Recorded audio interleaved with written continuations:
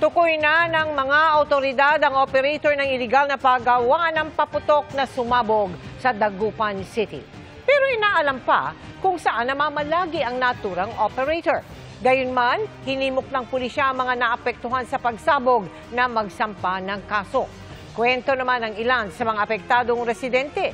Kinakausap na sila ng kaanak ng operator. Handa raw silang magbayad ng danyos sa mga apektadong pamilya. Sa datos ng barangay, 48 bahay ang apektado sa pagsabog. Ang 4 na nasugatan, nakalabas na ng ospital habang nasa pagamutan pa ang isa. Hindi sumailalim sa inspeksyon kaya kinupiska sa isang palengke sa General Santos City ang halos 70 kilo ng karneng baboy. Karamihan sa mga karne nakuha sa isang meat shop habang ang iba pang letsyong baboy ay sa iba pang tindahan. Ayon sa City Veterinary Office, hindi dumaan sa slaughterhouse ang mga buhay na hayop bago katayin para masigurong ligtas ito sa sakit. Dahil lumabag sa Meat Inspection Code, pinapatawag nila ang may-ari ng 2 tindahan. Binuhusan ng kemikal at inilibing ang mga karne para hindi na mapakinabangan pa. Bukod sa pagbabantay sa mga palengke, sinisilip na rin ng mga otoridad ang talamak na bentahan ng karneng baboy online. Posibleng hindi rin daw ito dumaan sa tamang proseso, kaya na ibebenta ng mura. Paalala nila sa publiko, maging mapanuri sa mga bibilhin para makaiwas sa sakit ngayong holiday season. Mga kapuso, napaaga ang penitensya ng mga pasahero ng MRT-3 nang magkaaberya kaninang umaga. Ang mga pasaherong ito sa Ortigas Station tila ba nag-alay lakad sa gilid ng rilis ng tren. Ayon sa MRT-3, bago mag-alas 6 ng umaga kanina na magkaroon ng technical glitch ang isang tren sa pagitan ng Santolan at Ortigas Station southbound. Dahil diyan, limitado ang operasyon mula Shaw Boulevard hanggang Taft Station at pabalik. Sakto pang rush hour kaya malaking abala para sa mga pasaherong papasok ng trabaho o eskwela. Humaba tuloy ang pila sa EDSA Carousel. May ilan namang napilitang maglakad. Alas 8 ng umaga kanina nang magbalik normal ang operasyon. Dahil sa malaking abala, nagpapatupad ng libreng sakay ang buong araw sa MRT. Dinakip sa Matanog, Maguindanao del Norte ang sospek sa iligal na bentahan ng matataas na kalibre ng armas. Nakatutok si Marisol Abduraman, exclusive.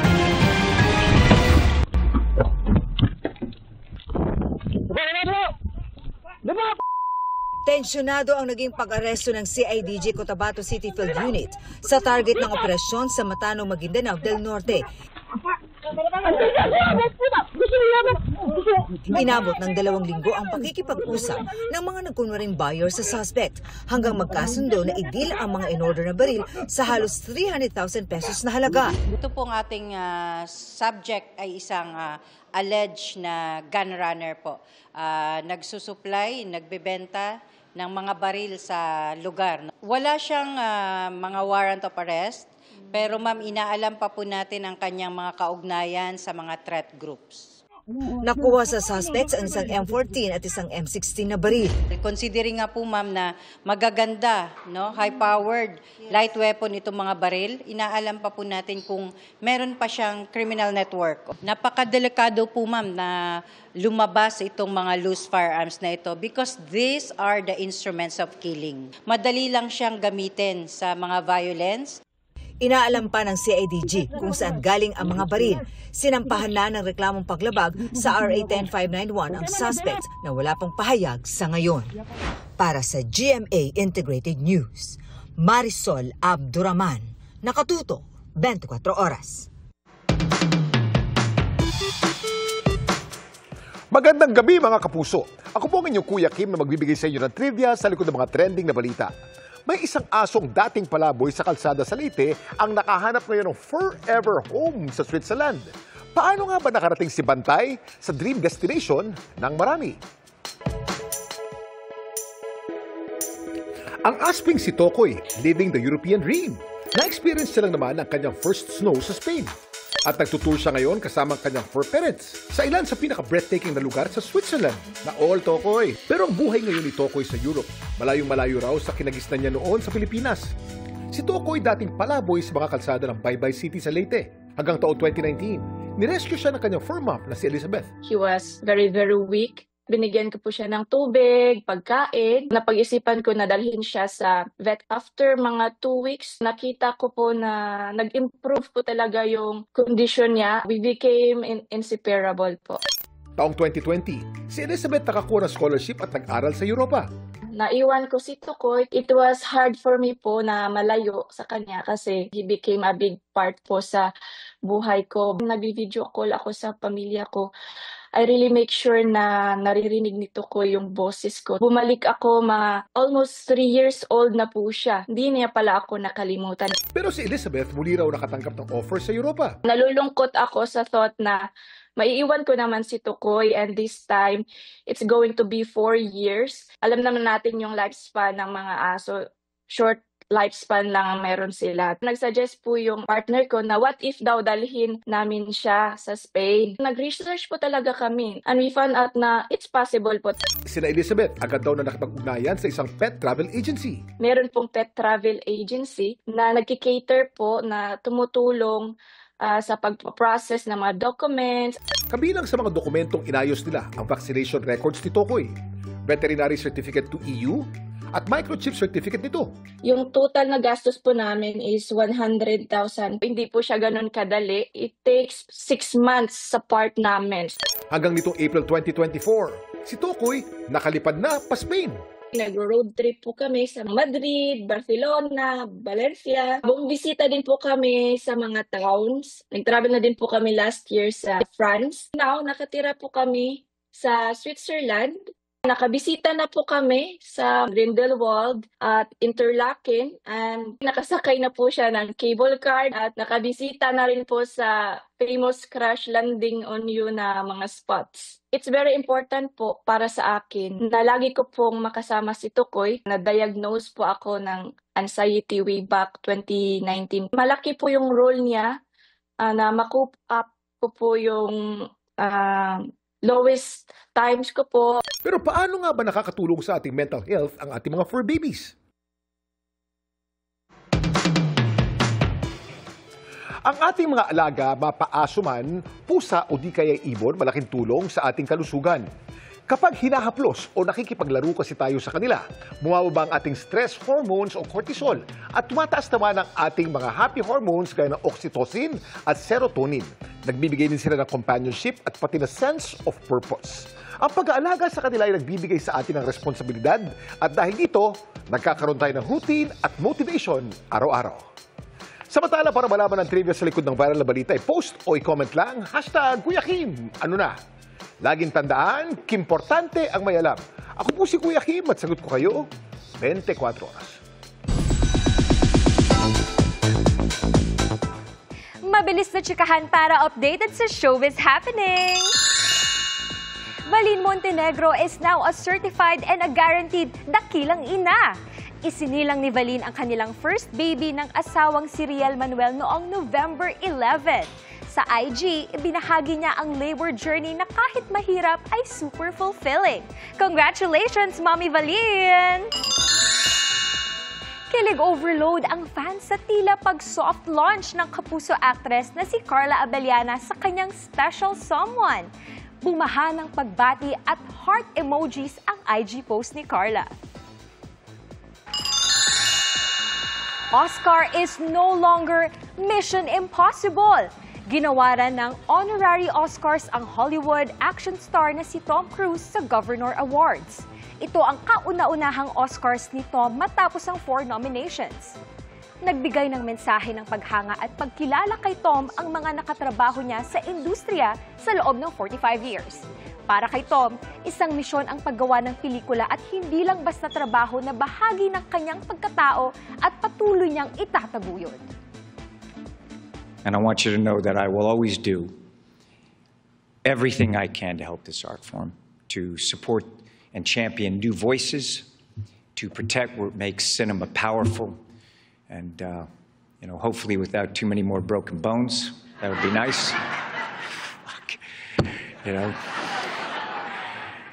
And I promise to do what I can. I'm deeply grateful. Good night.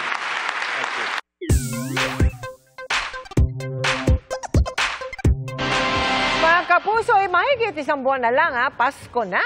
Naghahanap ba kayo ng mapapasyalan o di kaya yung magiging peg ng inyong Christmas decor sa bahay? Bakit hindi gayahin ang binuksang Christmas display sa Teresa Rizal na eco-friendly rin? 3, 2, 1, Ang mga dekorasyon kasi sa Botanical Christmas Tree ng Teresa, pawang gawa sa recycled materials, gaya ng mga kabuting gawa sa guma. Ang mga bulaklak, yari naman sa sirang takip ng electric fan. At ang mga petals mula naman sa plastic bottles. Hindi rin nasayang ang mga net na lalagyan ng sibuyas at bawang. Pati ang buhok ng niyog na ginawang sapin at lubid sa mga pakpak ng paru-paro at tutubi. Ang nakakamangha pa, tila buhay ang mga yan dahil gumagalaw. Siyempre, di rin mawawala ang Belen na gawa naman sa makukulay na kahoy, simbolo ng kapanganakan ng Panginoong Jesus. Arestado sa Marikina City ang isang babaeng akusado sa pagpapakalat ng malalaswang larawan ng isang babaeng pinaghihinalaan niyang karelasyon ng kanyang asawa. Ang suspect, nasaktan daw kaya niya ito nagawa. Nakatutok si EJ Gomez. Sa bisa ng arrest warrant, nasa kote ng mga operatiba ng Marikina Police ang babaeng ito na kabilang sa most wanted persons list ng lungsod. Ayon sa pulisya, January 2021 nang ipakalat umano ng 32 anyos na akusado ang mga malalaswang litrato ng isang babaeng pinaghinalaan niyang karelasyon ng kanyang asawa. Ito po kasi ay nag-ugat doon sa kanyang pagdududa sa kanyang asawa na ito ay mayroong karelasyon. Eventually ay napatunayan nga niya na mayroon nga itong medyo kinakahumalingan na ibang babae at doon niya mismo nakita sa cellphone ng lalaki na may mga hindi magandang mga pictures na kung saan doon siya nagkaroon ng galit at saka sama ng loob kaya ito ay kanyang sinend sa mga kaanak nitong biktima po natin. Nagsampa ng reklamo ang biktima laban sa babae. Giit daw ng akusado sa pulisya, hindi siya nagtago bago siya maaresto sa barangay Laging Handa, Quezon City nitong linggo. Sinabi po niya na talagang hindi niya na inaasahan na mayroon warrant na ilalabas. Balak niya rin po talagang sumuko sana. Naunahan lang talaga natin siya. Tumangging humarap sa media ang akusado pero aminado siya sa paratang ayon sa pulisya. Sabi naman po niya na talagang ginawa niya yon. Ang gusto mo lang gawin ay talagang pahiyain yung taong gumawa nito dahil nasaktan ka. At sinabi nga po niya na talagang ang pagsisisi laging nasa huli. Sa custodial facility ng Marikina City Police Station nagka-detain ng akusado. Sinampahan siya ng kasong paglabag sa Republic Act 11313 o Safe Spaces Act at kasong paglabag sa Cybercrime Prevention Act of 2012. Para sa GMA Integrated News, EJ Gomez, nakatutok 24 oras. Bukod sa boxing ring kung saan siya nagsisimulang gumawa ng sariling pangalan, ready to enter showbiz na rin daw ang anak ni Pinoy boxing champ Manny Pacquiao na si Eman Bacosa Pacquiao. Ngayon pa lang, sunod-sunod na ang kanyang guestings kabilang ang isang Kapuso show kung saan ni-reveal niya ang kanyang crush, the Sparkle Star. Yan ang chika ni Nelson Canlas. Namataan sa bakura ng GMA ang boksinyerong anak ni pambansang kamao Manny Pacquiao na si Eman Bacosa Pacquiao. Nakipagpulong ang young boxer kanina kay GMA Network Senior Vice President Atty. Annette Gozon Valdez at mga opisyal ng Sparkle GMA Artist Center. Pag-amin ni Eman, handa na siyang pasukin ang mundo ng showbiz. Hindi lang dahil pangarap niya kundi nararamdaman niyang marami raw siyang mai-inspire dito. Glory to God naman po kasi si God, yung pangalan po ni God yung dinadala ko eh. Kasi yun po yung gusto ko naman maipahiwatig sa mga kabataan na nothing is impossible with God. Ganun. Hindi lingid sa kaalaman ng karamihan ang pinagdaanan ng batang si Eman na anak ni Pacquiao kay Joanna Bacosa. Hirap rin po kasi anak po daw ako ni Pacquiao. Tapos minsan sabihin nila na tara suntukan tayo. Tapos paglabas ko ng gate nabugbugin na nila. Binalikan din niya sa panayam sa kapuso mo Jessica Soho ang panahong naiwan siya sa poder ng kanyang stepfather habang nagtatrabaho ang kanyang ina sa Japan. Halos wala na po kaming makain. Minsan po, uuwi po siya ng lasing. Bubugbugin niya po kami. 12 years old ako. Kinuha kami ng mama ko doon. Hiniwalayan ito ng kanyang ina hanggang sa muling nakapag-asawa ng lalaking tumayo bilang kanyang ama. Nanirahan sila sa Japan, kung saan din siya unang nagkaroon ng training bilang boksingero. Doon po ako nag-aral ng Japanese for 5 years po. Doon na po ako parang pinayagan ni mama na sige na, suportahan kita sa pagboboxing. Kwento ni Eman, nagbibigay naman ng suporta noon ang amang si Manny. Sinusuportahan naman po from time to time, binibigyan po. Pero hindi naman po talaga as in araw-araw. Maliit pa po ako, naintindihan ko na kaagad yung sitwasyon. Naintindihan ko po na meron rin po siyang sariling pamilya, kaya hindi na po ako masyado nagtatanong. Pero isa raw sa mga hindi niya malilimutan ay ang pagkikita nila noong 2022. Bumisita kami kay Daddy. Niyakap po ako ng Daddy ko ng mahigpit. Sinabihan ko po siya na, Dad, plano ko po sana mag-boxing. Sabihan, nak, mahirap ang boxing, nak. Aral ka na lang. Puntay na lang kita sa Amerika, ganun, ganito, ganyan.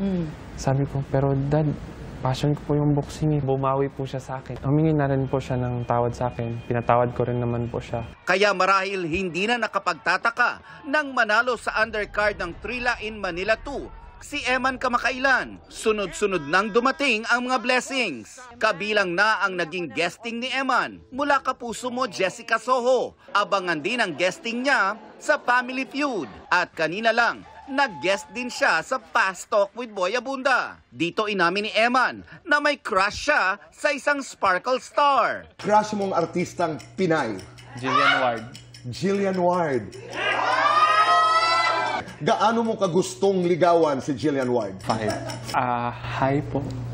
Sana magkita po tayo sunod. Pero sa gitna ng tinatamasang atensyon, ang tanging hiling lang daw ni Eman. Hindi ko nga po akalain na mangyayari po ito sa buhay ko eh. Gusto ko lang naman po talaga i-honor ang mama ko at si God po. Yun lang po talaga yung heart desire ko. Wala na po akong iba kung maging famous. Kahit hindi na nga po akong maging famous, okay lang sa akin. Basta importante makilala po nila si God kung gaano po kabuti at kamahal po sila ni God. Nelson Canlas, updated sa Showbiz Happenings. Kung hindi nagkakaubusan, nagmahal naman ang presyo ng ilang gulay dahil sa mga nagdaang bagyo. Ang presyo ng kada kilo ng sibuyas sa isang palengke pumalo pa sa mahigit 300. Nakatutok si EJ Gomez. Nananatiling mataas ang presyo ng karamihan ng gulay na ibinebenta sa Marikina City Public Market. Ang ilan nga, mas nagmahal pa nitong mga nagdaang araw ayon sa mga nagtitinda. Sabi ng tinderang si Jenny Lynn, dahil daw yan sa mga dumaang bagyo sa norte na sumira sa mga pananim sa ilang probinsyang pinagkukunan ng supply ng gulay at ibinebenta sa Metro Manila. Talagang ang napuruhan po kasi ng bagyo, norte. Baguio, ang Nueva Vizcaya, yan po kasi ang first supplier talaga ng gulay natin. Kaya talagang shortage po talaga siya, kaya ganyan ang presyuhan natin. Kami, dealer pa po kami ganyan na yung presyo namin. What more sa mga humahango sa amin. Ang ilang klase ng gulay, nagkakaubusan na raw ng supply. Ngayon po actually, ang Baguio beans namin, medyo nagkakaubusan talaga, wala kaming supply. Actually, ang presyo niya ngayon, naglalaro siya sa 500, 400, ganyan. Dito sa Marikina City Public Market, ang kada kilo ng local red onions o pulang sibuyas pumalo na sa 310 pesos. May mas mura at malalaking variety na imported galing India na ibinebenta ng 140 pesos kada kilo. Ang imported white onion naman na maliliit, 140 pesos din ang kada kilo. 120 pesos kada kilo yung mas malalaki.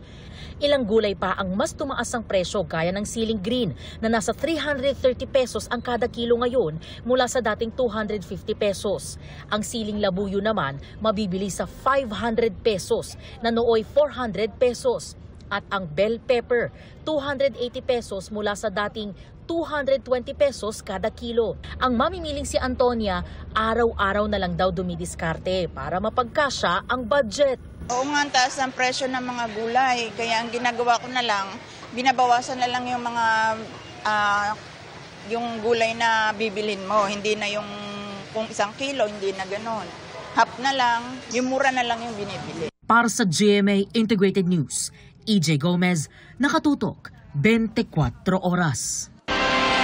Nagsumite ng urgent motion ng mga pinagsanib na petisyon ang magkakapatid na Duterte na humiling sa Korte Suprema ng writ of habeas corpus para kay dating Pangulong Rodrigo Duterte.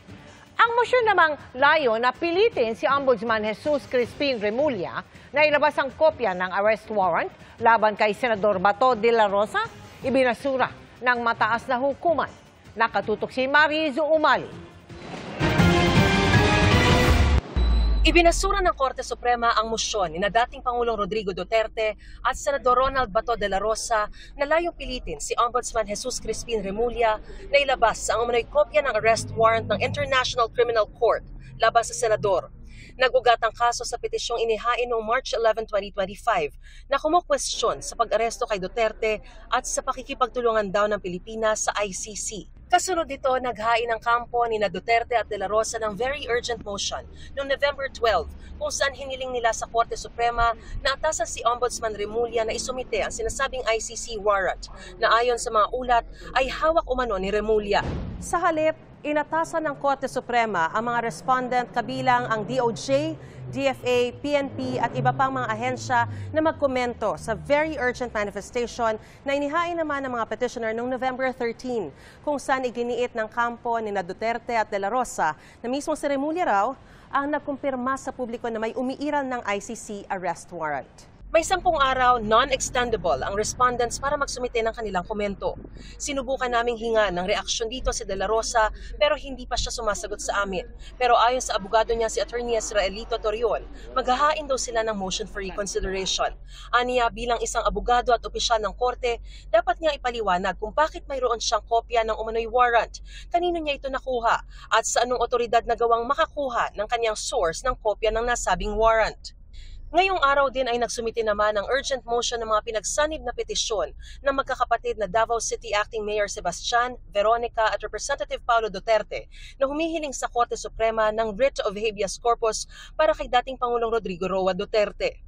Ang writ of habeas corpus ay isang utos mula sa hukuman na nag-aata sa sino mang may hawak o nagkulong sa isang tao na iharap ang nasabing individual sa korte at ipaliwanag kung bakit ito nakadetain. Kasama sa hiling nila, atasan ng Korte Suprema ang mga respondent na gawin ang mga kinakailangang hakbang para maibalik sa Pilipinas si dating Pangulong Rodrigo Duterte. Panagutin ang mga opisyal ng umano'y sangkot sa anilay iligal na pagdukot at pagsuko niya sa ICC at pigilan ang umano'y posibleng pag-ulit nito sa karapatang pantao, kabilang ang banta umano kay Senador Ronald Bato de la Rosa. Para sa GMA Integrated News, Mariz Umali, Nakatutok, 24 Oras.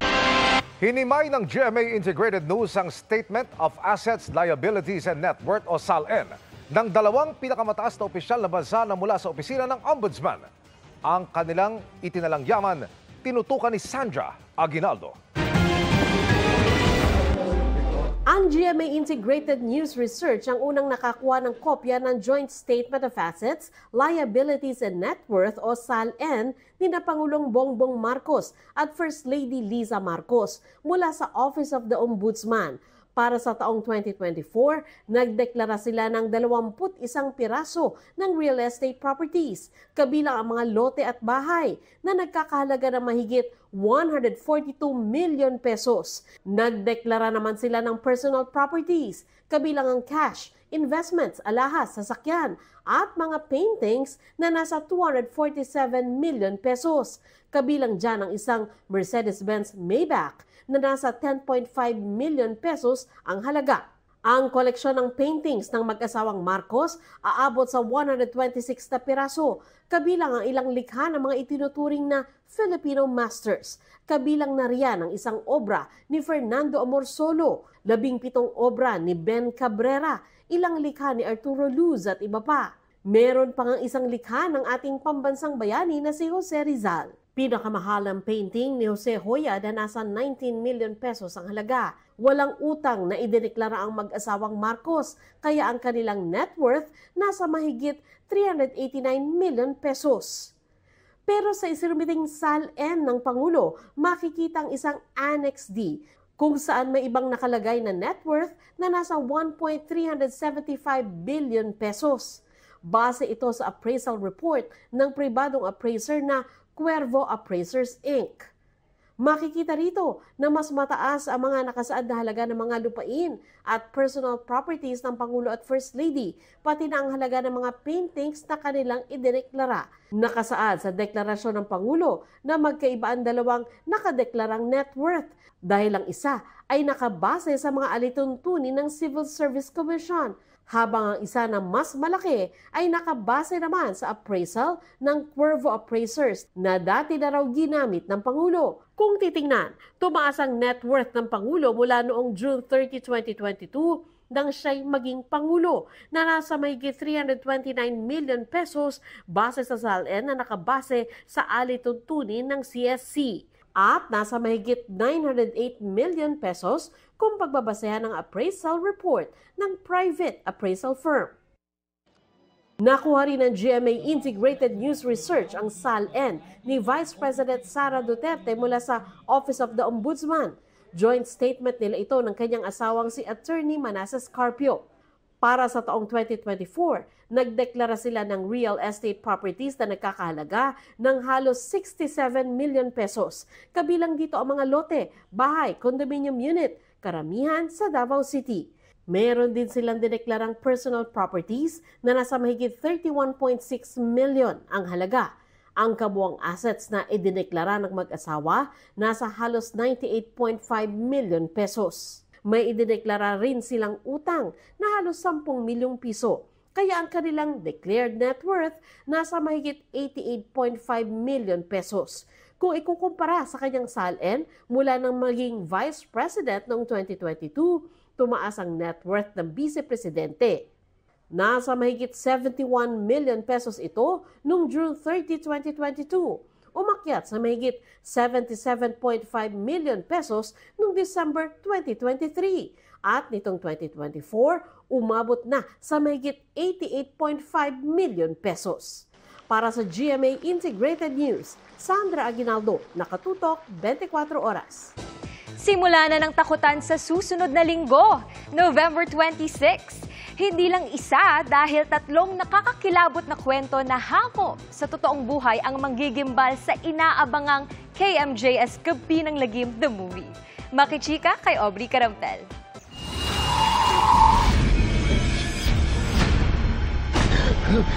Ang inaabangan tuwing undas na horror stories ng GMA Public Affairs Program na Kapuso Mo, Jessica Soho. Mapapanood na sa big screen. Extended nga ang Halloween ngayong Nobyembre dahil malapit nang mapanood sa mga sinehan ang KMJS Gabi ng Lagim, The Movie. 3 kwento ng katatakutan at kababalaghan ang tampok sa pelikula na base sa tunay na mga istorya. Presented by no other than Kapuso multi-awarded journalist and host Jessica Soho na hindi raw akalaing maisa sa pelikula ang kanilang mga kwentong KMJS. Totoo pala yun, Aubrey. When you ask for something, it just might happen. Ito na yon. Sabi namin, what if magkaroon tayo ng movie? Tama pala yung sinasabi ng mga Gen Z. Pag minanifest mo, mangyayari. Ang unang kwento na Pochong ay pagbibidahan ni Miguel Tan Felix kasama sina Christopher Martin at John Lucas, directed by Yam Laranas. Pochong ay folklore galing sa Indonesia na yung multo nila ay nakabalot sa puting cloth. Tapos, kung magmulto siya, di ba ang mga multo sa atin naglalakad, nakalutang, eto, tumatalon-talon. So, nung dinescribe sa akin kung ano talaga yung Pochong, natakot ako. Tapos naganap ako ng mga video sa TikTok, nakakatakot siya.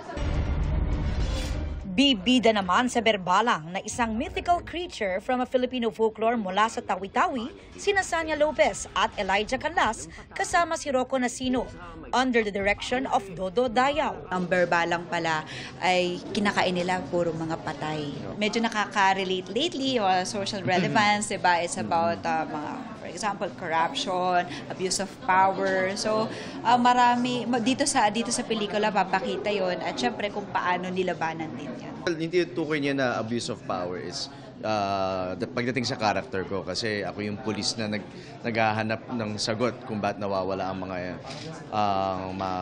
bangkay na ito eh. So, yung lengths na pinupuntahan ng character ko eh, hanggang saan.